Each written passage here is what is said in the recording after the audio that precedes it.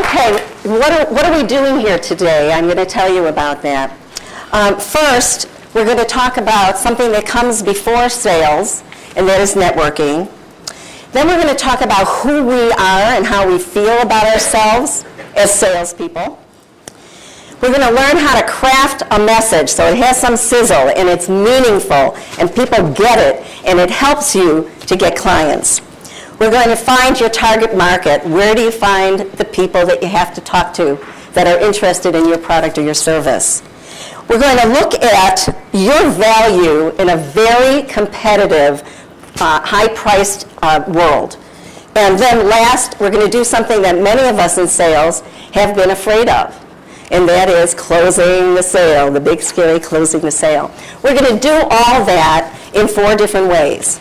I'm going to ask you for your comments and your input, your feedback. So we're going to have individual sharing. I'm going to ask you to find a partner. So look around now. You're going to have to get a partner later. We're going to have some group participation, and then everybody has this workbook, I hope. And we're going to be working in that. If anybody needs a pen, I have one over on the table if you don't have one. Everybody has a writing utensil? We're good? I highly encourage you to take notes during this process. We all learn a little bit differently. If you can add a kinesthetic aspect to that, it's going to help it resonate for you a little bit longer and stick with you. It also gives you a chance to write down questions that you can ask us later. I don't know about you guys, but I'm running out of file space quite quickly upstairs. So the less I keep up here, generally, the better. So feel free to interject when you need to, and if you have a question, we're definitely going to welcome those. We will also provide time for you after the event to get all of your questions answered and, hang out with the cool kids. Okay, let's start by turning in your workbook to page 2. One common definition for networking is building relationships as a process to create business building opportunities. And I think that's a pretty good definition for networking. You also have one in your workbook by Ivan Meisner. Anybody ever heard of him? Somewhat popular guy, somewhat successful in the world of networking. He is the founder of Business Network International. Here's your first opportunity to give me some answers. How do you choose where you network? What do you think to make that choice where you're going to network? Jeff, you network all the time. I'm going to pick on you. Where do I network? Yeah, you're here, right? So that's a perfect example, because this is National Association of Women Business Owners. So why don't you? Oh, is that where I'm at? So why don't you tell us about your choice? Why I come here? Because my target market is women professionals, women business owners, helping them make smart decisions with their money. So. Bingo. Okay, good. Why else? So he chooses because he thinks the people that he's looking for are going to be in that organization. Why else do you choose to network? Valencia? For that reason, and also if they are likely to have access to your ideal client. Okay. As well. So you're hoping to meet somebody that might know somebody who knows somebody who knows somebody, which works all the time. Yeah, like-minded. Okay, good. Like-minded people. Anyone else? All right. Also mentioned helping others as well. It helps them in turn will help you. All right, and we're going to cover that later, so that's perfect. So here are just 4 ways to evaluate, am I making the right choice when I network? The first one is to choose a group or association that's going to have the people that you're looking for. And I'm going to use your group, Marcy, as an example. If somebody is a manufacturer of die-cast machine parts, and they hear about this fabulous networking group, and it's Children's Network, the North Suburban Children's Business Network. Business Network. And tell us a little bit about who's in your group. It is for business owners, businesses that cater to children and families in the northern suburbs. Okay. So some are brick and mortar, some are service oriented. We have performers and we have consultants. So good. So then it's businesses that really rotate around children. Yes. So if you have a die-cast manufacturer, do you think that's the best place for that person to network? Most likely it's not. So you want to choose a place where you'll be able to find the people. So if somebody's a management consultant and they are looking for entrepreneurs and small business owners, they might look at a chamber and say, boy, this place is filled with those kinds of people. So that's the first evaluation you want to do. The second one is return on your investment. I've been consulting and coaching with business owners for the last 11 years, and one of the problems they have is they don't take the time to find out if what they're doing pays off. And they find themselves a year or two down the road and they're going, what happened here? So you have to actually do some formal measurement. How much is it worth? How much is my time worth? If you work for a company, you're getting paid. How much is that? How does that compare with what you're putting out to be in that group? So you want to make sure you're getting a return on your investment from the time that you're putting in, the effort you're putting out, and the costs. How much does it cost, the money? The next one is aligning with your values and ethics. And this is more about how you feel about the organization and the group that you're in. So let us say that you joined a group because you're interested in getting business. And you go to the group, and this actually happened to me. I went to a North Shore women's group, and they were very social.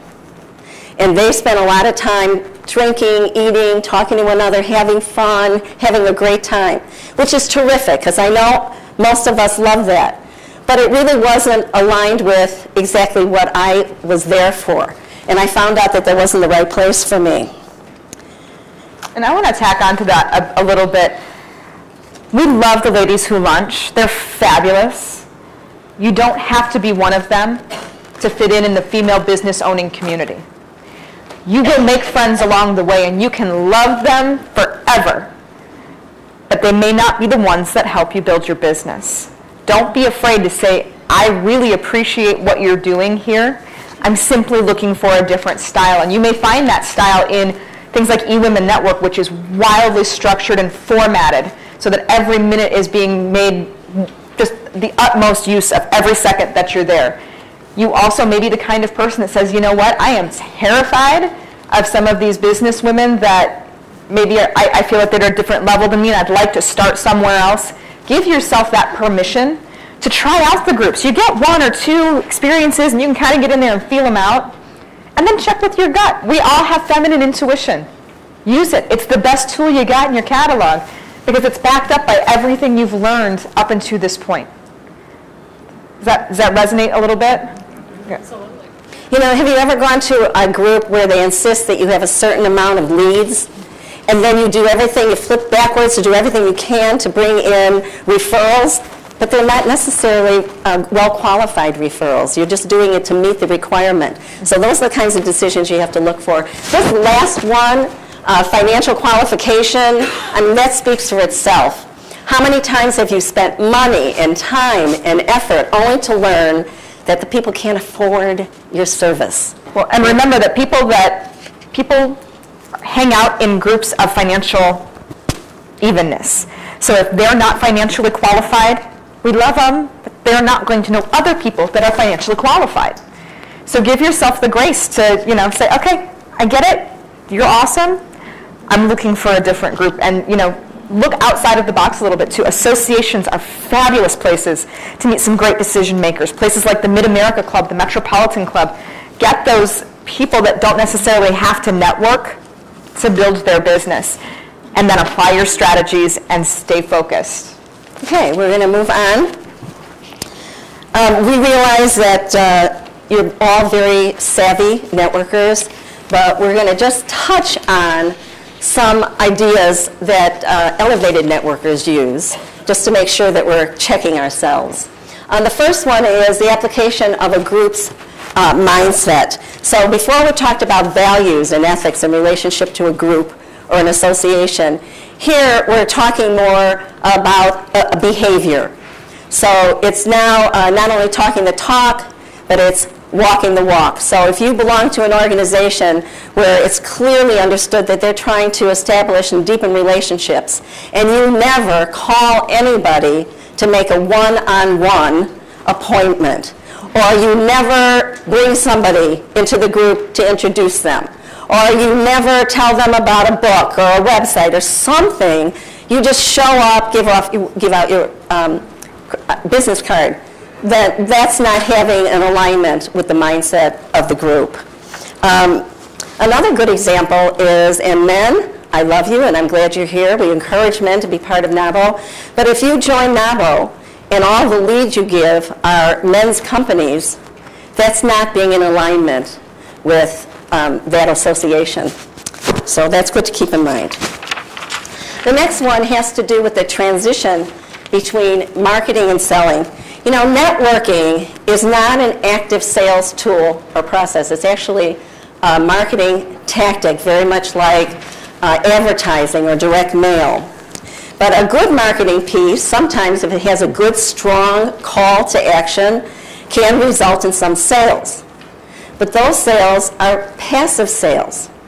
So in order to have assertive sales, that comes from a proactive sales process. So if you use networking as a marketing tactic, what it does is it sets up the opportunity for you to engage in the sales process. And that's really the mark of an elevated networker. So if you are networking, which is a marketing tactic, and then you engage in a conversation with somebody, you don't know if they're a power partner, you don't know if you're never going to talk to them again, you don't know if they're going to be a prospect, but we're having a conversation and we're learning about one another. And then all of a sudden, you hear that they are in your market, that they want something. Somebody's talking to Holly, and they learn that she does promotional materials or has gifts. And they say, I'm looking for something.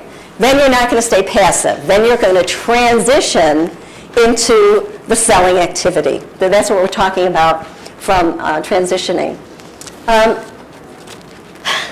There's somebody in NAWBO that said something about me recently, and it just made me chuckle because her viewpoint about this next topic, which is balancing between giving and getting, is quite different than mine. And I know that I've expressed my opinion sometimes, and it's not that popular. I'll explain. I do believe in giving. I do believe that what Meisner said is true, that if you give, you get. But I've had so many clients in optimal level that have been the givers. They volunteer in their organizations to be leaders. They're always giving referrals. They're doing everything they can to help everybody.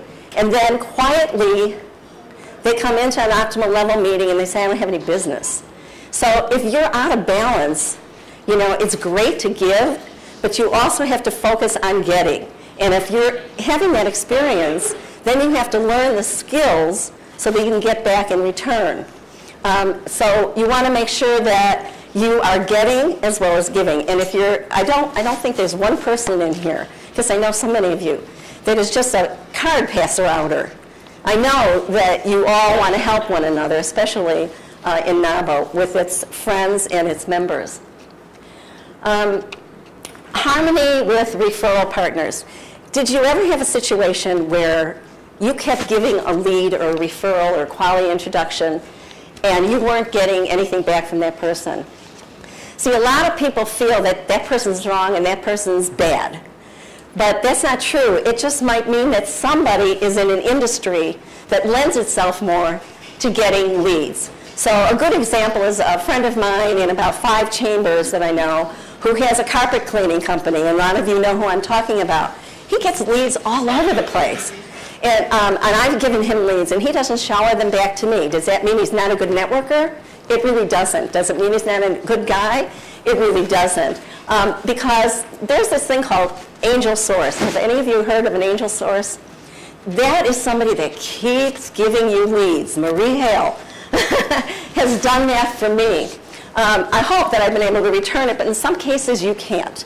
So understand that there's this harmony that exists in the world of networking. And if you can help that person, that's great, even though they're not giving back to you, because you're going to get it from someone else. You're going to get it from somewhere else. So that's what I'm referring to as harmony amongst your referral partners. Can you hold for 1 second? I have a Valencia? question. What is CRM? I'm about to get to that. Oh. Give us a second. We're not there yet.